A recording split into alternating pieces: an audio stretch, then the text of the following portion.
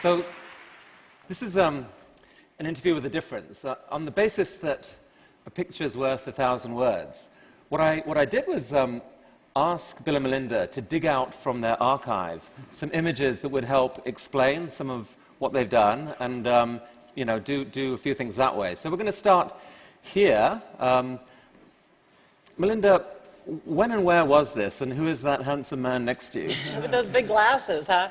This is in Africa, our very first trip, the first time either of us had ever been to Africa in the fall of 1993. We were already engaged to be married. We married a few months later. And this is the trip where we really went to see the animals and to see the savannah. It was incredible. Bill had never taken that much time off from work. But what really touched us actually were the people. And the extreme poverty. We started asking ourselves questions. Does it have to be like this? And at the end of the trip, we went out to Zanzibar and took some time to walk on the beach, which is something we'd done a lot while we were dating. And we'd already been talking about during that time that the wealth that had come from Microsoft would be given back to society. But it was really on that beach walk that we started to talk about, well, what might we do and how might we go about it? So given that this vacation led to the creation of the world's biggest private foundation. It's pretty expensive as vacations go. I guess so. We enjoyed it. Which of you was the key instigator here? Or was it symmetrical? Well, I think we were excited that there'd be a phase of our life where we'd get to work together and figure out how to give this money back. At this stage, we were talking about the poorest and what could you have a big impact on them? Were there things that weren't being done? There was a lot we didn't know. Our naivete is pretty incredible when we look back on it. But we had a certain enthusiasm that would be the phase, the post-Microsoft phase would be our philanthropic mentorship. Yeah, which Bill always thought was going to come after he was 60. So he hasn't quite hit 60 yet. So some things change along the way. Oh, so it started there, but it got accelerated. That was 93, and then it was 97 really before the foundation itself started. Yeah, in 97 we read an article about diarrheal diseases killing so many kids around the world, and we kept saying to ourselves, well, that can't be. In the US, you just go down to the drugstore, and so we started gathering scientists and started learning about population, learning about vaccines, learning about what had worked and what had failed, and that's really when we got going, was in late 1988, 1999.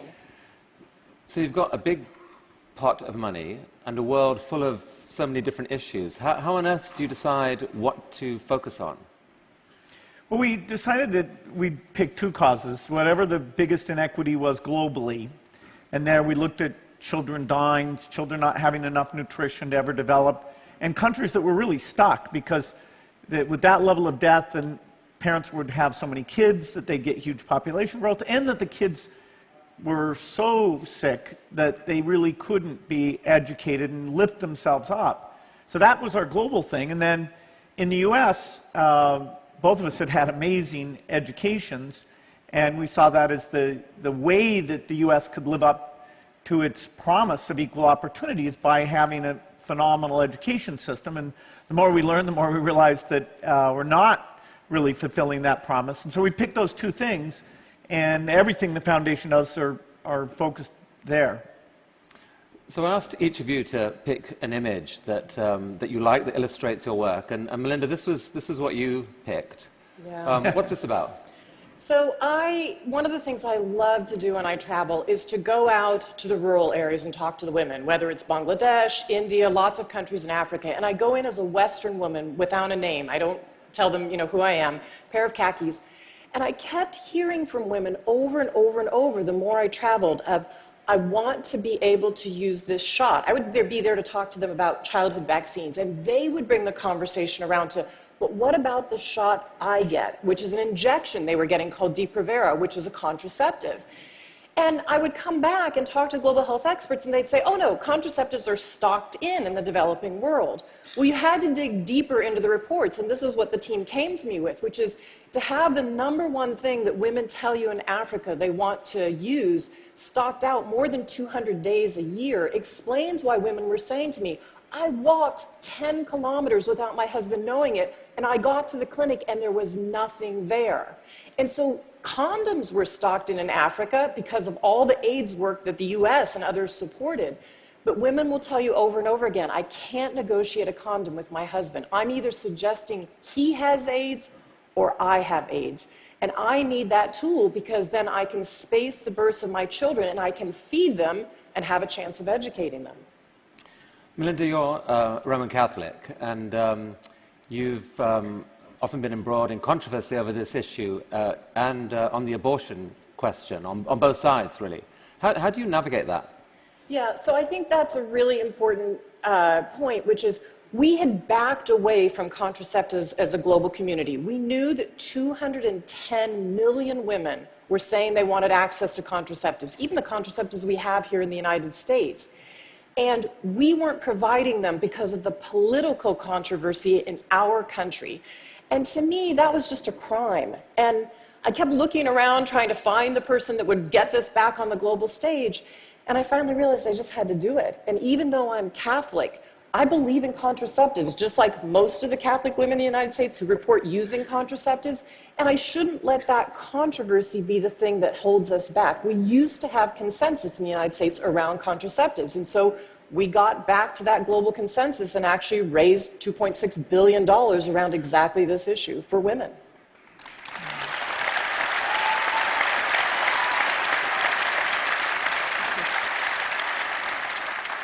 Bill, this is your graph. What's this about? Yeah, well, my graph has numbers on it. I really like this graph. This is the number of children who die before the age of 5 every year.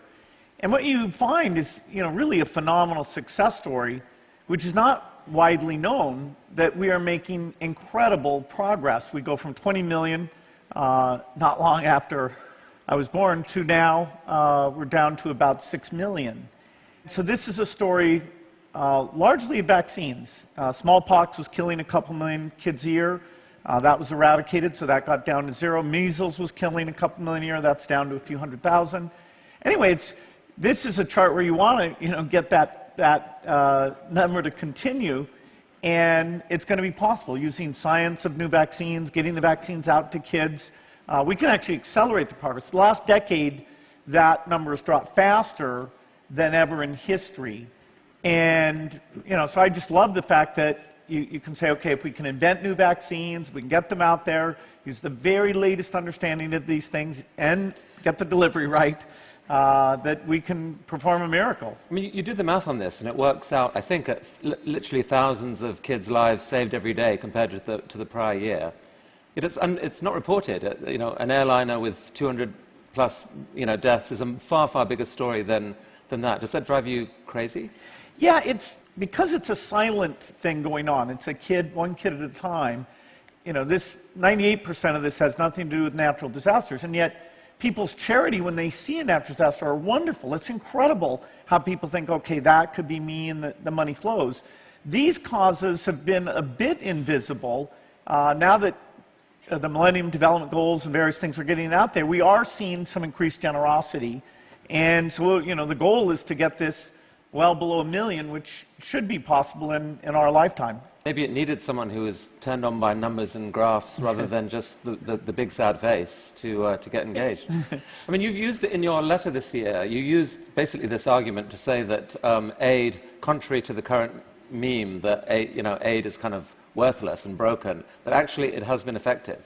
Yeah, well, people can take, there is some aid that was well-meaning and didn't go well. There's some venture capital investments that were well-meaning and didn't go well. That you shouldn't just say, okay, because of that, because we don't have a perfect record, this is a bad endeavor. You should look at, what was your goal? How are you trying to uplift nutrition and survival and literacy so these countries can take care of themselves and say, wow, this is going well, and be smarter. We can spend aid smarter. It is not all a panacea. We can do better than venture capital, I think, including big hits like this. Now, traditional wisdom is that it's pretty hard for married couples to work together. How have you guys managed it? Yeah, I've had a lot of women say to me, I really don't think I could work with my husband. That just wouldn't work out. You know, we enjoy it, and we don't, this foundation has been a coming to for both of us, and it's a continuous learning journey. And we don't all travel together as much for the foundation, actually, as we used to when Bill was working at Microsoft. We have more trips where we're traveling separately, but I always know when I come home, Bill's going to be interested in what I learned, whether it's about women or girls or something new about the vaccine delivery chain or this person that is a great leader. He's going to listen and be really interested. And he knows when he comes home, even if it's to talk about the speech he did or the data or what he's learned, I'm really interested. And I think we have a really collaborative relationship, but we don't spend every minute together, that's for sure. But now you are, and we're very happy that you are. Look, I mean, Melynda, early on, you were basically largely running the show. 6 years ago, I guess, Bill came on full-time, so moved from Microsoft and became full-time. That must have been hard, adjusting to that, no? Yeah, I think actually for the foundation employees, there was way more angst for them than there was for me about Bill coming. I was actually really excited. I mean, Bill made this decision even obviously before it got announced in 2006, and it was really his decision. But again, it was a beach vacation where we were walking on the beach and he was starting to think of this idea. And for me, the excitement of Bill putting his brain and his heart against these huge global problems, these inequities, to me, that was exciting. Yes, the foundation employees had angst about that. That's cool. But that went away within 3 months once he was there. Including some of the employees. That's what I said, the employees. It went away for them 3 months after we were there. Oh, the employees didn't go away. No, a few of them did, but... So what do you guys argue about? Like, you know, Sunday, 11 o'clock, you're away from work, you know, what comes up? What's the argument? You know, because we built this thing together from the beginning, it's this great partnership. You know, I had that with Paul Allen in the early days of Microsoft. I had it with Steve Ballmer as Microsoft got bigger, and now Melynda, in an even stronger, equal way, is the partner. So we talk a lot about which things should we give more to, which groups are working well. You know, she's got a lot of insight. She'll sit down with the employees a lot. We'll take the different trips she described. So there's a lot of collaboration. I can't think of anything where one of us had a super strong opinion about, about one thing or another. How about you, Melynda, though? Can you? You never know.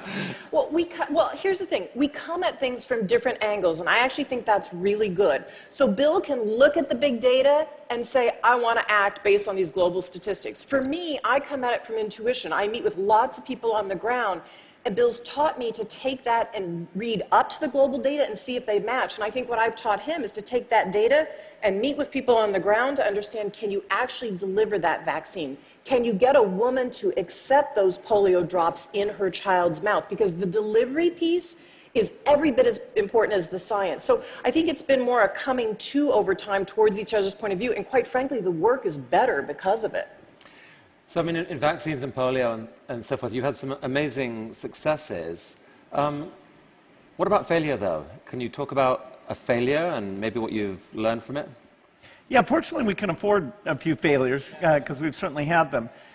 We do a lot of, drug work or vaccine work that you're going to have different failures. Like we put out one that got a lot of publicity was asking for a better condom. Well, we got hundreds of ideas. Maybe a few of those will work out. We were very naive, certainly I was, about a drug for a disease in India, visceral leishmaniasis, that I thought once we got this drug, we can just go wipe out the disease. Well, it turns out it took an injection every day for 10 days. It took 3 more years to get it than we expected, and then there was no way it was going to get out there.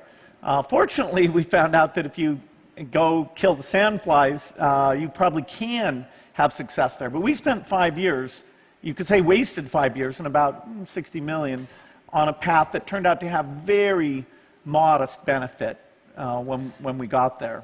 You're spending like $1 billion a year in education, I think, something like that. Is anything, I mean, the story of what's gone right there is quite a long and complex one. Are there any failures that you can talk about?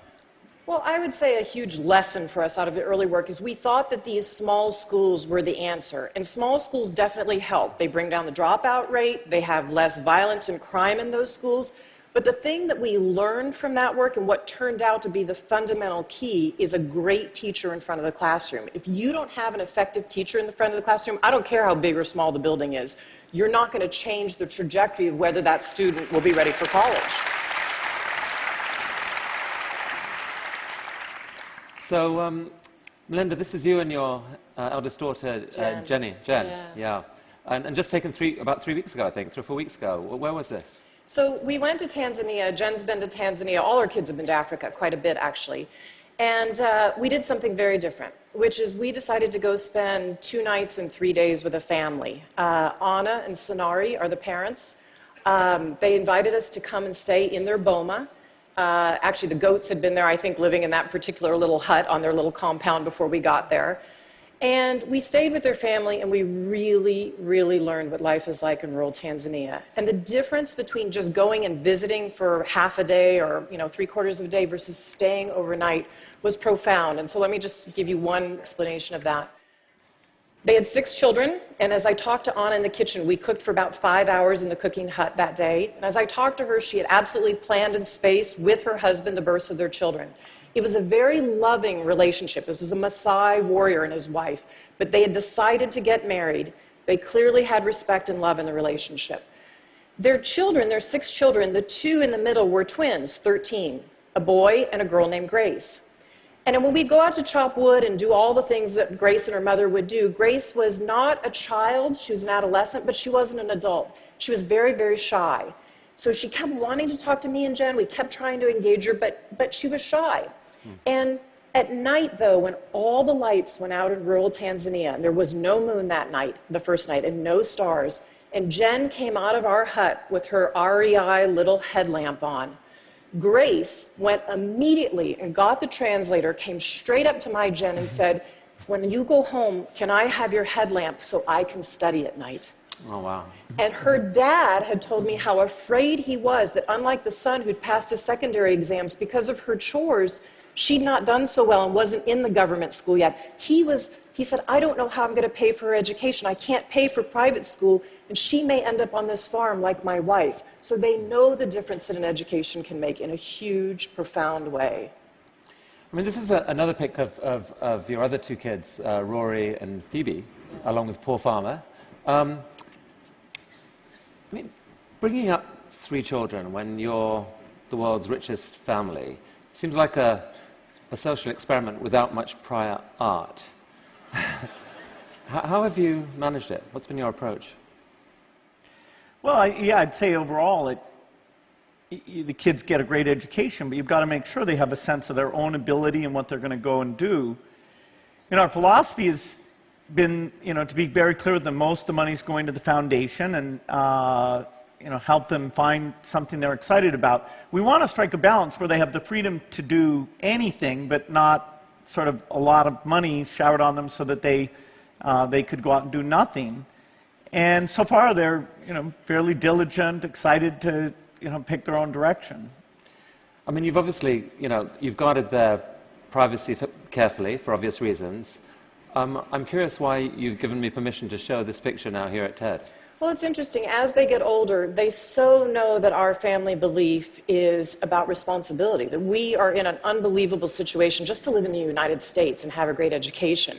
And we have a responsibility to give back to the world. And so as they get older, and we are teaching them, they have been so many countries around the world, they're saying, we do want people to know that we believe in what you're doing, Mom and Dad, and it is okay to show us more. So we have their permission to show this picture, and I think Paul Farmer is probably going to put it eventually in some of his work, but they really care deeply about the mission of the foundation, too. I mean, you've easily got enough money, despite your vast contributions to the foundation, to make them all billionaires. Is that your plan for them? Nope. No, they won't have anything like that. They need to have a sense that their own work is meaningful and important. And we read an article actually before we got married, where Warren Buffett talked about that, and we're quite convinced that it wasn't a favor either to society or to the kids. Well, speaking of Warren Buffett, something really amazing happened in 2006 when somehow your only real rival for richest person in America suddenly turned around and agreed to give 80% of his fortune to your foundation. How on earth did that happen? I guess there's a long version and a short version of that. We've got time for the short version. All right. Well, Warren was a close friend, and he was going to have his wife, Susie, give it all away. Tragically, she passed away before he did. And he's big on delegation, and he said... Tweet that. You know, if he's got somebody who's doing something well and, you know, is willing to do it at no charge, maybe that's okay. But we were stunned. You know, we had never Totally stunned. Expected it, and it has been unbelievable. It's allowed us to increase our ambition in what the foundation had to do quite dramatically. I mean, it's half the resources we have come from Warren's mind-blowing generosity. I mean, I think you've pledged that by the time you're done, more than, or 95% of your wealth will be given to the foundation. Yes. And since this relationship, yeah, it's amazing. That's amazing. And recently, you and Warren have been going around trying to persuade other billionaires and successful people to pledge to give, what, more than half of their assets for philanthropy. How is that going? Well, we've got about 120 people who've now taken this giving pledge. The thing that's great is that we get together yearly and talk about, okay, do you hire staff? What do you give to them? We're not trying to homogenize it. I mean, the beauty of philanthropy is this mind-blowing diversity. People give to some things, we look and go, wow. But that's great. That's the role of philanthropy, is to pick different approaches, you know, including even in one space like education. We need more experimentation. But it's been wonderful meeting those people, sharing their journey to philanthropy, how they involve their kids where they're doing it differently. And it's been way more successful than we expected. Now it looks like it'll just keep growing in size in the years ahead. And I think sorry, go on. having people see that other people are making change with philanthropy. I mean, these are people who have created their own businesses, put their own ingenuity behind incredible ideas. If they put their ideas and their brain behind philanthropy, they can change the world. And they start to see others doing it and saying, wow, I want to do that with my own money. And to me, that's the piece that's incredible. It seems to me it's really hard for some people to figure out even how to remotely spend that much money on something else. I mean, there are probably some billionaires in the room and certainly some successful people. I'm curious, can you make the pitch? What's the pitch? Well, it's the most fulfilling thing we've ever done. And, you know, you can't take it with you, and if it's not good for your kids, you know, then let's get together and brainstorm about, you know, what can be done. The world is a far better place because of the philanthropists of the past. And the U.S. tradition here, which is the strongest, is the envy of the world. And part of the reason I'm so optimistic is because I do think philanthropy is going to grow and take some of these things government's just not good at working on and discovering and shine some light in the right direction. The world's got this terrible inequality, growing inequality problem that seems structural. It does seem to me that if more of your peers took the approach that you two have made, it would make a dent both in that problem and certainly in the perception of that problem. Is that a fair comment?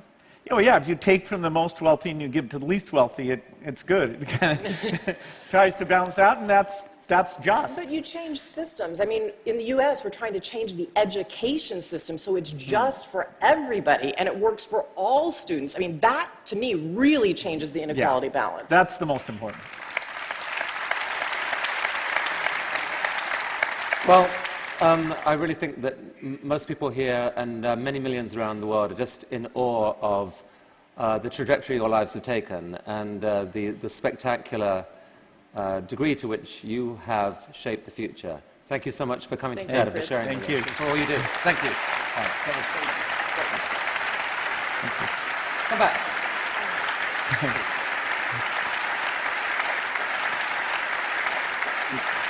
Thank you. Thank you very much. Good job.